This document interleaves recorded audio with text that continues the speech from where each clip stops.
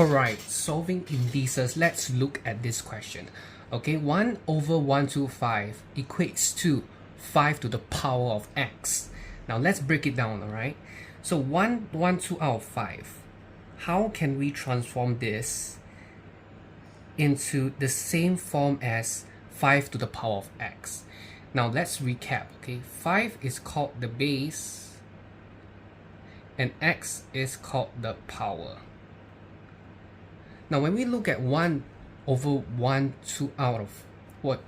over 125, sorry, it also equates to 1 out of 125 equates to 125 to the power of negative 1. Okay, so it's the same as if half would be equals to 2 to the power of negative 1. Now this is because we shift this into this, right? So if you ever see anything that has 1 over something, you can transform it into 2 to the power of negative 1. Okay, so knowing that 1 over 125 equals to 125 to the power of negative 1, we can then equate that.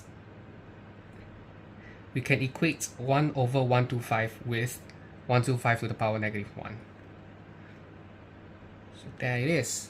Now we haven't solved the question yet. We have just only broken down the digit on the left. So what can we do right now? We have to, if we take a look here, we have to change the base. Because now on the left side, 125 is 125 and on the right side, the base is 5. So we want to change both sides into a common base. And we are going to use 5 for this because it's the smallest base that we can use. So let's check. 125. Alright, let's look at here. 125 equals to 5 to the power of what? And if we take our calculator, we can do what I will say is trial and error. If you can look at my calculator here, 5 to the power of what? 2 maybe? No, that's wrong. It's 25. So let's look at power of 3. 125. Right? So 5 to the power of 3 is 125. So now we have, let's bracket this up in case we make any mistakes. Alright, equals to 5 to the power of x. So right now, okay, we have 5 to the power of 3, okay, and now we want to, and if we to break this down to you, it will be 5 to the power of 3 times negative 1. So what does that mean? It means that right now I'm writing into this form. So it will be 5 times, and what will this give me? 3, negative 3, right?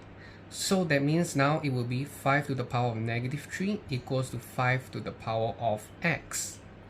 Now if you can look at the comparison right now, we have both same base.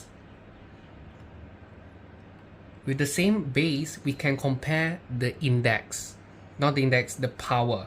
So x would be equals to negative 3. And that's how you solve for that.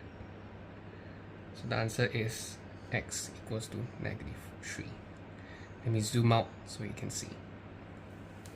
Right. Thanks for watching.